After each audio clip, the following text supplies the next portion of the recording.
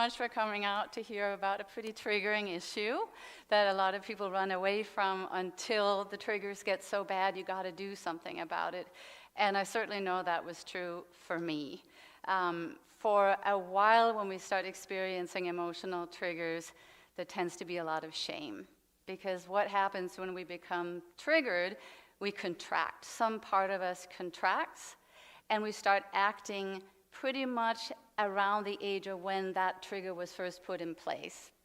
Which, now that I have worked with people and their triggers, both my friends, myself, my clients, my students, they all originate at a time when we're really young. And it doesn't feel very good when we're an adult and suddenly we kind of know some part of us is witnessing that we've kicked into child mode and we're acting out. And that shame and embarrassment, when we sort of come back out of the trigger, we want to just forget all about it. We hope not too many people know about it, and we hope that we can be forgiven by the person that we had that triggering experience with. Now, the triggers that are really hard to avoid and run away from are the ones that we experience in our closest relationships. The ones that we experience with a friend or at work, well, you know, we can sort of avoid it, sort of avoid talking about it, feeling into it, but in our relationships, it's right in our face over and over. And in my little research in myself, first and foremost, but also in people I've talked to, we are drawn to the exact people that will poke those triggers. And I will even assert, again, my own little spiritual research, that the very trigger that's been sitting in the body since we were very young is kind of programmed with that very experience. And then we repeat that experience and repeat that experience. One of my very first teachers ever was a Buddhist teacher. I started meditating when I was very young in Copenhagen. And he said, what's really happening here is that we are the light, consciousness, incarnated in a physical body. And that physical body is in part made up of all of our experiences, both from former lives, but also the ones we've accumulated through childhood. And that is our movie. So back then, movies and the movie theaters were still shown with that lamp behind us, the big projector that would become the movie out there. And then we're experiencing our life as though it's this random movie that's coming toward us. We don't know what's around the next corner. But he said, what's around the next corner is your content being projected out there. And then you get to interact with yourself, with what's really present within yourself. And for a while that can become a battle. Well, the whole world is a battle based on that notion that we don't really go in and love into wholeness the pieces of us that we're kind of at war with. So he said, your only job, I think it was 19 or 20 when I was told this, so that Bella's right when she said it's my whole life, your only job is to clear the heart-mind, as we would say in Buddhism. And what's said there is that the mind is not just thoughts in your head. The mind is expressed in the body. The body is an expression of our whole being, everything we've ever experienced. And one of the first meditations I learned with that organization was to imagine light moving slowly, slowly through the body, which is kind of a tricky way to get you to be more in the body, experience all the parts of your body. What happens when we do that? We feel the places that are not comfortable, the ones that we try to avoid. And we all carry those around. And I would say that is what the triggering program is. It's right there in the body as a place in the body that's contracted like a knot. Life force, prana, our true spirit self can't flow through those channels. So that's where the energy becomes thwarted and we start acting not like our highest self because it's kind of working through a program at that point. We know this with people we're close to. We also know it with ourselves when that program kind of clicks into place, right? With those really close to us, there might be like something physical. It's like, ooh, that jaw, I can see that jaw is happening. You're triggered now. You're gonna come at me. And the same is true for me. I had one friend who said, your right eye is getting a little hollow. I'm getting scared. That was how you knew something is kicking in here. By the time a triggering program kicks in, you've got, not minutes, seconds, right? Before that program kind of floods you and you're just in the throes of it, and you're just going to act that out. And more likely than not, the person you're doing it with has a similar trigger, so you kind of lock in. Exactly what I'm doing is going to trigger you into doing your program, and the two lock in with each other, and there's no healing to be found. Now, the book that I wrote is the book that I wish I had had way earlier. And it's also the book I wish I had had in my teacher trainings. When I started teaching teacher trainings about 10 years ago, I realized that the hardest thing to learn if you want to become a yoga teacher, it's not all the very complicated poses. It's not learning Sanskrit by heart. It's not memorizing philosophy. It's sitting with what is in your body and really feeling into it. That's where people run away. And I've had the privilege for over 10 years now of getting journals from all my yoga teacher training students, and that's a really deep way to get to know people. And I can tell you that no matter where you're coming from, your age, your gender, your nationality, your culture, subculture, what have you, it's the same things that really hurt. It's a feeling of not being loved or safe or belonging. That's what I hear over and over again. And it really doesn't matter if I'm triggered by a colleague or a partner or a child. That's what's inside of that contracted feeling. Now, what do we do when we feel contracted that way? Well, I've noticed 3 ways that we handle that. My favorite one, not that I'm proud of it, is to lash out. Try to make someone else change. If you could just do this, treat me this way, say this nice thing, don't do that, then I'll feel better inside. Then I won't have to be afraid, and I won't have to deal with that on my own. You fix it for me, essentially. And the other one is numbing out. And we all do that. I thought I didn't. I went to a 10-day Vipassana meditation retreat, and I thought I was going to fly through it. Here I am. I've meditated my whole life. I don't drink. I don't smoke. I'm kind of an angel. And you know what happened for those 10 days? I had a total withdrawal, and really, really hard, from my phone and from sugar. It was really, really hard. And that's what people tend to find, that if you start to become so present in your body, so aware of your breath, that you start to know, okay, I'm triggered, something is happening in the energy field of my body. If you can pause just seconds here and see what is it you want to do. Oh, I want to scroll, I want to smoke, I want to eat, I want to drink, I want to shop, do something to not feel what's going on inside of you. The third out that I observe, which I used to think was cool, I wish I could do that more, and now I think that's problematic in and of itself, and that's just checking out, becoming really cold. I'm not feeling this. I have no compassion for you, really no compassion for me, but I'm just kind of an autopilot and I'm in my head. It always seemed to me when I first started working with this that would be preferable if you could do that. People who do that, I guess we would call them avoidant attachment types, they're suffering just as much. All 3 are coping strategies for not feeling like, oh my God, I wish I felt loved, safe, and belonging right now. In essence, I'm taking a 200-page book and stuffing it into a pretty brief talk here because I really want you guys to experience this, so that's the next part.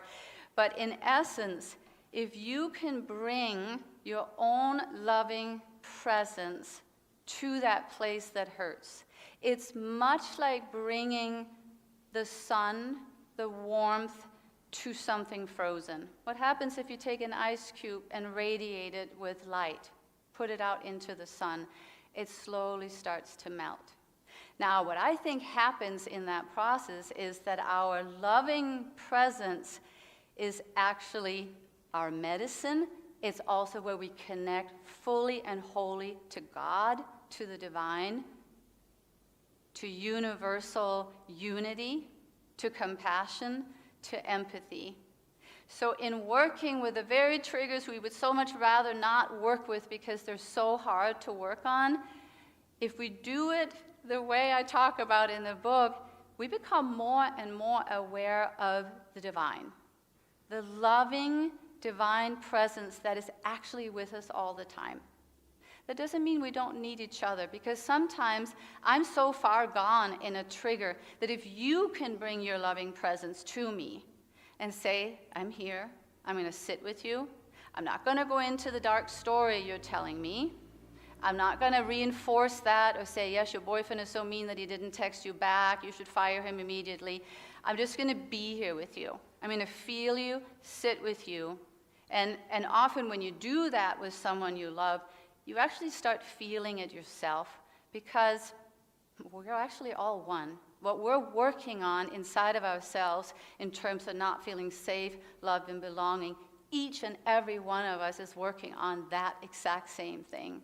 So if you're lucky enough to not be triggered by someone and your friend is triggered, or vice versa, if we could learn to just be right there with each other. I'm here. Where do you feel it in your body? It's a knot in my stomach. Okay. I kind of feel that even when you just say that. I'm going to sit here and hold my tummy too as you hold your tummy.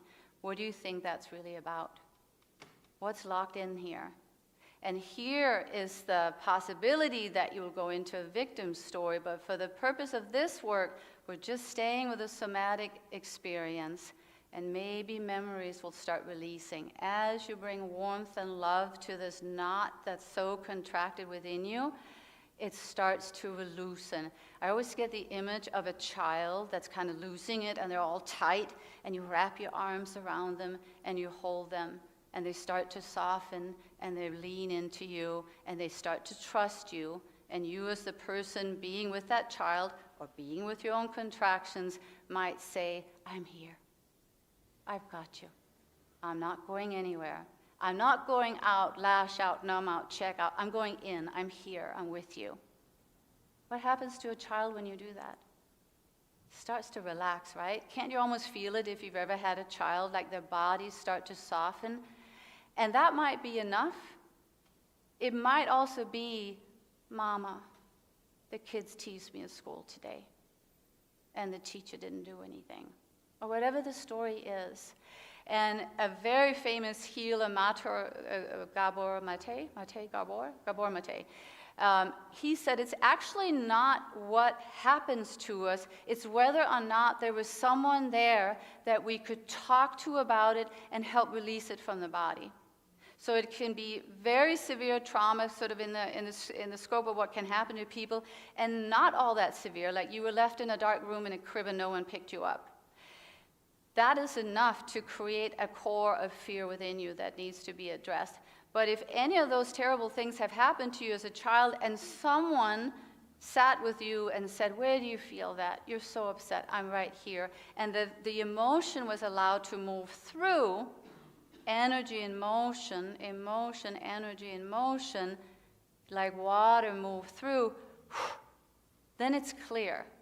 Then it's not sitting there like a speck on the lens of your life that you have to keep experiencing over and over again. And this actually expands beyond relationships. It can even be within yourself if there's a dream, something you really want to do next. And I think we're all here on a hero's journey, and there is this thing that was like, I really wanted to do this heroic next step. And what is it that stops us? It's the contraction somewhere in the body. If we could learn, teach our children, teach each other, with each other, and within ourselves to address that very blocked energetic contraction in the energy field of the body and have that soften and start to move through, then doing that next scary thing is much less scary because there's less of a charge. But the other thing is, I start to trust, you will start to trust that that loving presence is with you all the time. And life is scary. You don't know what's around the bend. You could lose someone you love so much that you think you're going to be devastated. And you probably will be, but if that loving presence within you stays in you and you don't check out, numb out, lash out at the world. It was like, no, come in, be with it, feel it, let it move through in all the ways that we can learn to move things through our body. Then you know, I have the divine within me with me no matter what happens, no matter what the external circumstances are. So we become strengthened from within, that we're not contracted, lonely beings that don't have access to help and love and guidance. We are interconnected with God all the time because God, the divine, is what's giving us life in the first place. We just forget the more we contract. When kids come into the world, there's this wide open thing, running up to each other in the playground. Want to play with me? Yes. And then at some point, the kids get a little older. No, we don't want to play with you. We want to play over here. And then that shutting down starts to happen where we become contracted and feel more and more lonely. The greatest thing I would want you guys to take away with you from this talk today, and next we'll do a little experience of this, is what's helped me in my darkest hour. It's really not enough to become so aware of the breath that you notice when it's getting tight, ooh, I'm getting triggered, or this is where it's sitting, I know what it's about, I was in the hospital when I was 4. At that point, that feeling is too overwhelming and awful to be with unless I trust that there is something greater than my ego-based personality structure self that will swoop in and help me in that moment. God, please help me. This is so awful. I am so scared. Divine, power of love. Choose your language. We don't want to get stuck on a certain term that's triggering to us. We want to bring in the one that helps. Great Mother Earth. Someone who maybe has passed that you know is on the other side, come and help me through this. And I can tell you time and time again in that situation with individuals, in groups, and in my own body, something goes from to something like that. And then suddenly there's more freedom. Freedom to create and be childlike. Okay, I think I want to write a book. I'm going to put it out there, right? Some of those things that we want to do, I couldn't have done 10 years ago. I would have been too scared. I'm still scared of the next thing that I might do, but I know that I'm with me. So we can listen to me or listen to someone else or watch reels or videos on YouTube all day long that really kind of hit home. Something in our mind goes, yeah, I can see that. But it doesn't actually work until we do it. It's the actual becoming present in the body and bringing love to the places that hurt the most. That's when something shifts. And that's why I would love to do an experience with you guys. And to that end, my dear friend Amanda Eller, who is also a member of this community, is going to play sound healing for us. Amanda is also a yoga teacher, physical therapist, very well versed in the healing arts, and sound healing is one of her specialties. So that will help us get into the body. So please welcome Amanda.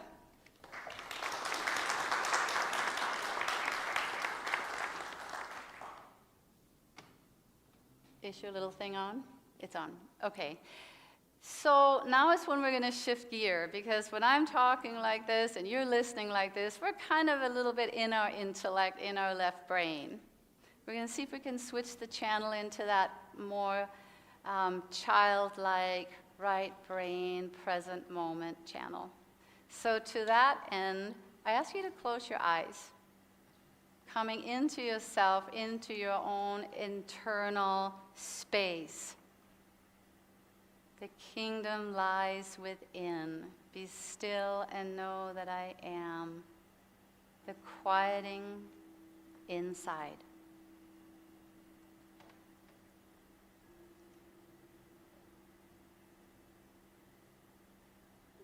Become aware of your breath, spirit. In many languages, breath and spirit is the same word. So draw spirit deeper into your body. Allow the body to relax and become a bigger container for your spirit, for your light. Notice the sensation of breath inside your nose.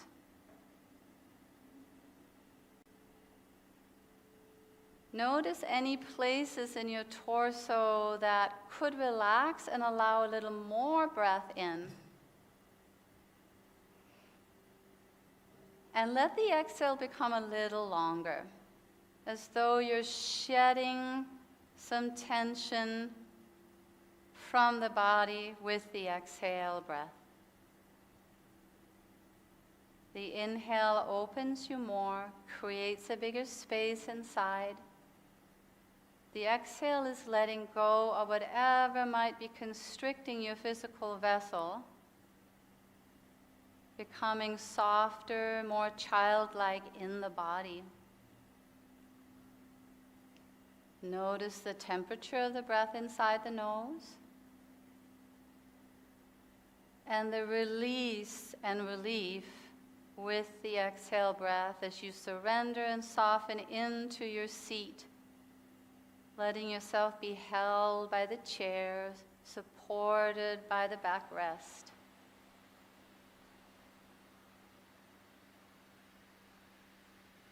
And now gently say inside yourself with the breath on the inhale, I am. And on the exhale, here now. I am here now. And let that truly be spirit, higher self, divine essence within you, arriving more completely, more deeply into the physical vessel. Notice the feeling of your feet on the floor, your lower legs and your thighs, your bottom on the chair, your hips, your belly, your low back, the fullness of your chest. Now let every inhale be a sense of bringing more light into the body, illuminating every cell, widening the heart space. Your own inner temple of love and of light, opening more, becoming wider, broader, deeper. Heart space illuminating, arms and hands and fingers illuminating, throat, head, the whole of the brain illuminated. I see some yawning, and that's such a good sign, because yawning is one of the ways that we shamanically release tension from the body. So pay attention to any urge to yawn and any habit of suppressing the yawning. Let it move through. The inhale expands you, the exhale relaxes you, softening around the eyes, the jaw, the lips, the forehead, shoulders releasing away from the ears. The body as relaxed as could be, even though you're sitting in a chair. And now we're going to deliberately trigger our own energy field to reveal where a trigger might be sitting in the body. So bring to mind someone in your circle that really ought to treat you differently, be different, that annoys you, triggers you. And if that person keeps doing that, it's really going to be intolerable.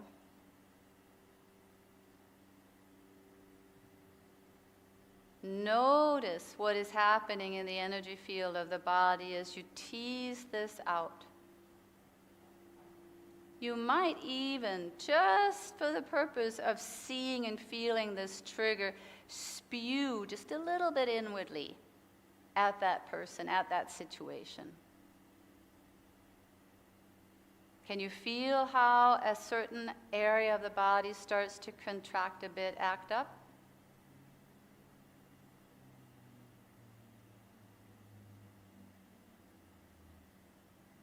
Good yawning. Now bring awareness to the place that is most uncomfortable, probably somewhere in the torso, throat, chest, stomach, solar plexus, abdomen. It could be somewhere else in the extremities, but see if this soft underbelly, is there somewhere here where something is not really flowing, it's hard to fully relax. And bring your attention there. You might even lay a hand over it, wherever you find it. And say inside yourself, I notice this. I feel this. And say more directly to this place, I'm here.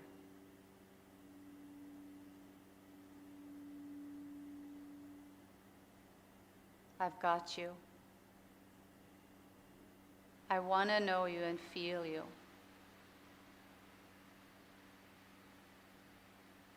And ask this place, what makes this worse?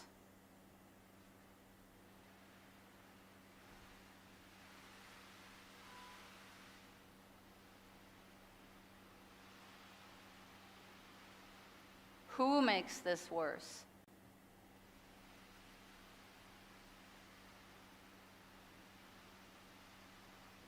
And now release the present day story, whatever is happening in your life, and go even deeper into the sensation in the body, just the contraction in the body. Surround it with light, surround it with words that are soothing. I'm here, I love you, I'm not going anywhere. How old is this feeling? When is the first time you remember having this feeling in the body?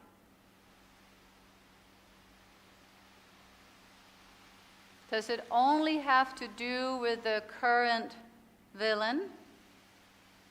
Or has this shown up in your body before?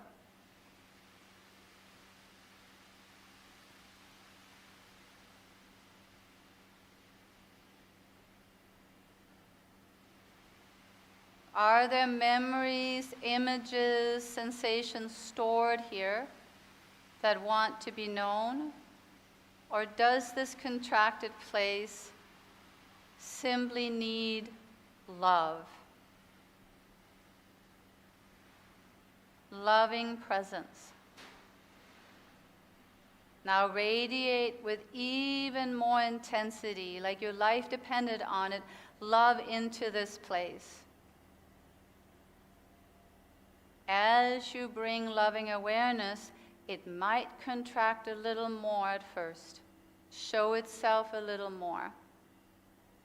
Trust that your loving connection to the divine is greater than any degree of contraction in the energy field of the body. More love, more light. Like the sun itself is now in your body, radiating with healing warmth, eternal light, radiant life, this stagnant, contracted area in the body. And let the light communicate like a song. I am here. Like a lullaby of love. I am here. You're not alone. I've got you. Tell me anything you want to tell me, or just be held in love. And I'm not just holding you so you'll go away. I'm holding you because I love you and because I am eternal love. And you can trust this love. And I'm sorry for the times I didn't have the capacity to swoop in and love you when that's what you needed, much more than freaking out, blowing a fuse, having a drink. What you really needed was love, and I'm here. And let the cells of the body energetically, physically say inside of you, I open myself to this loving light. I allow it in. I take it in. I bring it in. I allow it more. I let that place within me be held.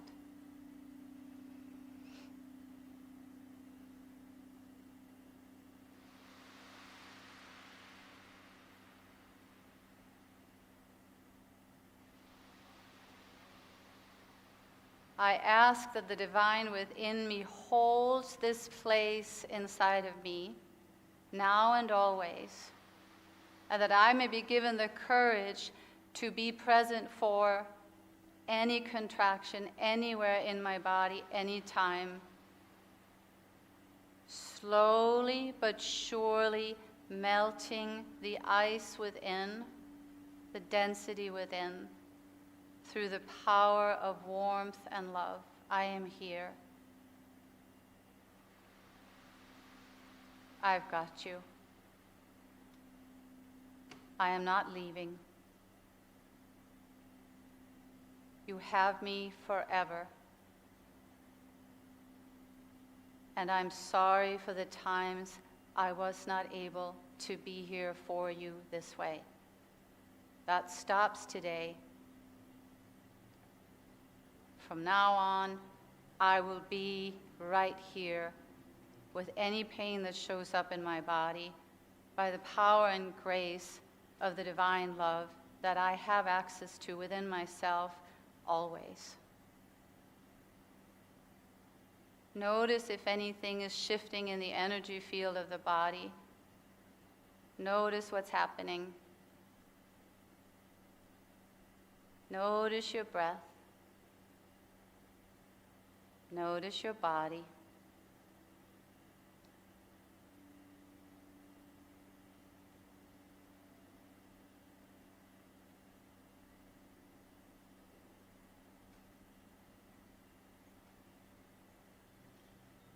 And now slowly disperse the awareness into the whole of the body again, feeling again the space behind you, your backrest, the seat of the chair, your arms and legs and hands and feet, your face, your head, radiant light throughout the body. And bring hands to the heart. And I invite you in your own words, or maybe you borrow mine, to say thank you to the divine within me for being there always. I'm not going to forget anymore.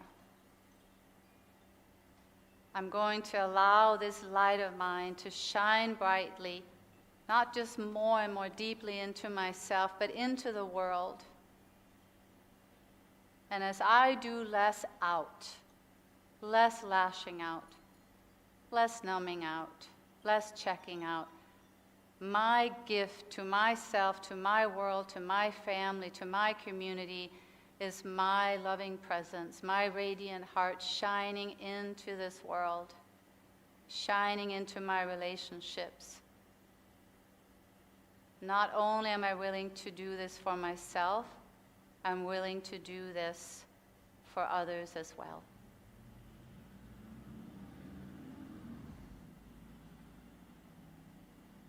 Release your hands back into your lap. And softly open your eyes. Let your eyes kind of wander around a little bit in the space. People around you. All the little lights here.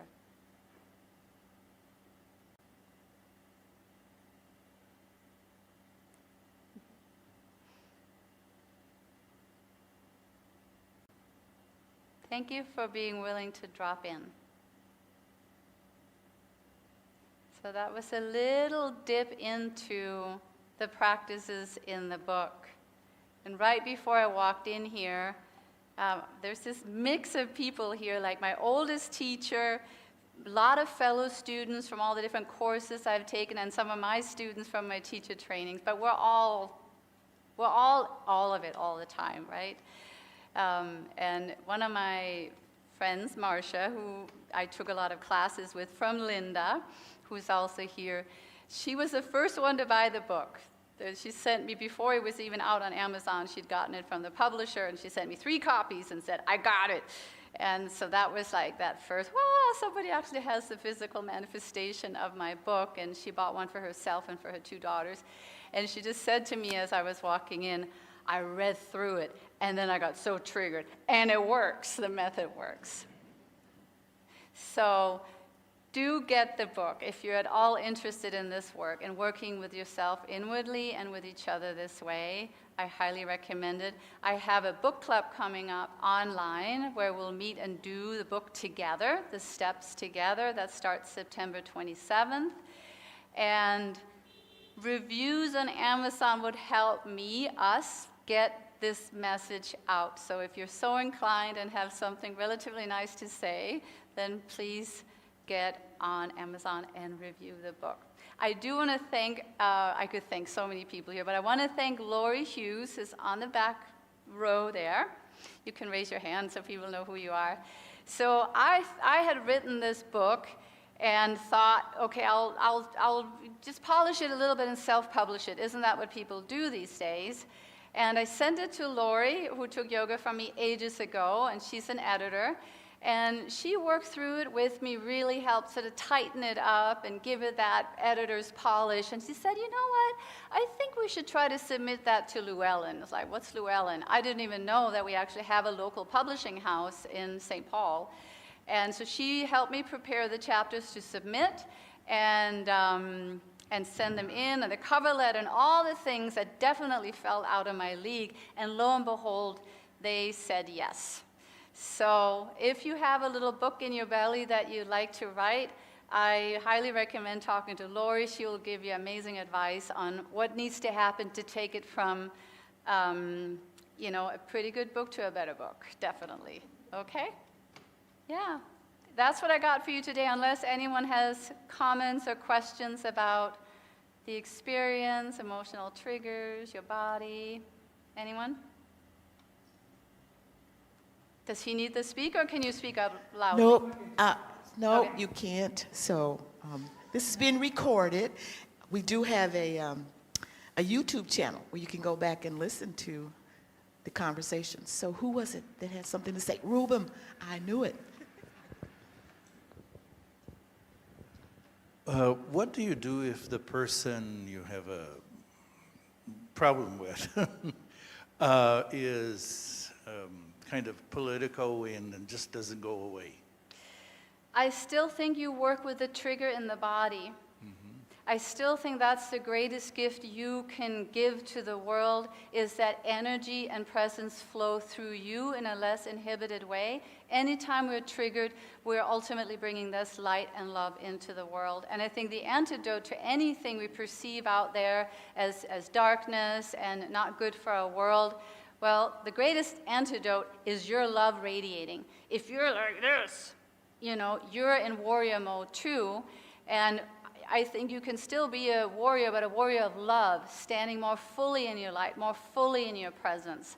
So that's where I'm at now. Every single thing that triggers me, and it's no longer just like once a week I'll sit and figure out, what's triggering me. It's like all day long. It can be something I hear on the news. It can be somebody cutting me off on the freeway. It can be a text that's a little curt from someone. And I go in and I feel the little pit in my stomach. I can feel something in my throat. Even as I say it now, I can kind of feel a little ripple of that. And I have to do a lot of weird yawning. That's kind of how I release it. And then I'm going to come more from the part of me that's guided more directly by my higher self and less by my ego self. I don't know if that makes sense, but that's how I work with it. So you have to be ready to repeat it as many times as you need it. Yes, and that's the other thing. There really was a time when I thought this was like, okay, I'll stop being triggered and then I'll have my real life. I've come to think that we might be in bodies, which is a pretty contracted, dense existence relative to the great grand spirits we really are. And I have come to think that that is what binds us, are all those unresolved places within where love hasn't penetrated. So that instead of thinking I'm going to deal with my triggers and then I'll have the boyfriend and the job and the money, it's like, no, I'm going to deal with the triggers and deal with the triggers, bring more love in, deal with the triggers, more love, more love, more love, even more. God, surrender. Help me, God, this one is too much, bring it in. And in it, your own body becomes like a church, like a temple, where you keep inviting more light, more love, more light, more love, more light, more love in to dissolve more and more and more what stands. You're spiritualizing your own vessel. And then I believe the more we do that, it's like we might start out as a 30-watt light bulb, and then we become a 40 and a 60 and a 70 and a 100. And then we're bringing that light in. And anything that's contracted and unkind and lacks compassion and all the things, what's going to dissolve that, I think, is that radiant love, whether it's inside or outside. I mean, we know it if we see a big spiritual master. You know, we're just drawn to that individual to just sit in their presence. They can just sit and meditate. They don't even have to speak. And there's just a feeling that I have more light come in. Like the namaste, the spirit in me enhances and grows and wakes up when I see the spirit in you, which is why it's kind of a disaster that we're so isolated, with our devices and not meeting in community anymore, because when I see the light in you, wow, there is the divine in you. There's the divine. It's like you actually see the brother and the sister and the family within everyone. And I think it happens less when we scroll through reels. Yeah? Anyone else?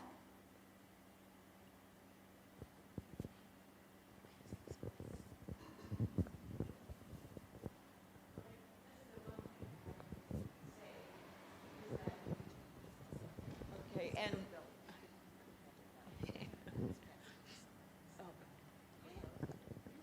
okay, so I've known Maria for a while and loved her for many, many years, and I find that some of the things that I want to express and bring out are things that, they're fear spaces and that kind of thing.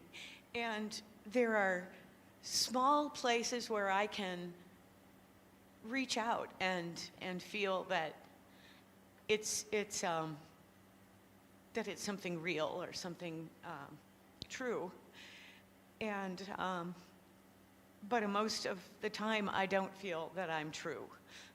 And I've known Maria, like I said, quite a long time, and I just admire her and love her so much. And I feel is so gifted for being around her when I am. And I just really feel that everything that she's been saying and that all of the rest of us have been saying are just really, it's truth. It's truth. And, I didn't grow up thinking that way, so it's lovely. Thank you, Jennifer. Thank you. Yeah. Oh, we've got time for just one more comment. Don, did you still want to? Or to say anybody else? Okay. All right. One more comment. So eliminating triggers is probably not a good goal. Can we transmute our or transcend our view of triggers so that we welcome them? Can we what? Can we kind of change our perspective towards triggers, and rather than having them triggering pain, having them be sources of awakening, awareness, and saying, thank you. Yeah, Don, I would totally agree with that. That, it's I don't know, at least I'm not there where a trigger feels like, hooray, this feels great. But it does feel like, my attitude toward my triggers is more that of, my beloved child is crying, let me pick him up. And that's different from, oh my God, shut him up, give him some vanilla ice cream, or, close the doors, I don't have to hear it. or if I'm cold enough to him, he probably won't keep crying, right? So it's that attitude toward, there's something that needs love. Oh, there's something that needs love. Oh, there's something that needs love.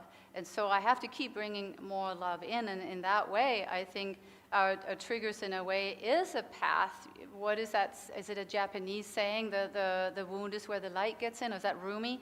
But I think that's exactly it. When we're willing to go there, because until we actually go there with love, with care, with presence, with holding, with I'm here, until then, I think it just thickens and thickens and thickens, and the charge gets greater and greater, and we don't tend to get better. We tend to lash out more, need more drugs not to feel, get more cold, and get worse. So it's like at some point we have to reverse it. And to Jennifer's point, we don't learn this. I'll just maybe end with that because we are at time now. I wish that we would learn this in school. Like, my dream scenario is that this would be taught to everyone in high school, if not even earlier. And parents too, that we would learn to be with those places within ourselves. If a kid skins their knee and we hand them a lollipop, instead of just cry it out, feel it, I've got you, I love you, instead of like toughen up and have some sugar if you can't take it. Because that sugar becomes a cocktail, and that cocktail becomes the next thing to keep increasing what it takes to not feel, to not feel, to not feel. So if we don't bring in that it's normal to have all these emotions move through us, and we can learn to do it not in a way where we make everybody else responsible, but still where we could in community call someone. And Jennifer and I actually used to do that, call and say, oh, I'm really scared of that. And we had this saying that we got out of Paul Selig's book, which was, word on word through Maria's pain, word on word through Jennifer's pain. And that was his way of saying, imbuing the pain with divine love. So I think we absolutely can do that for each other. Now Ella's going to come up here and stop me. Well, please give her a warm round of applause. Thank you.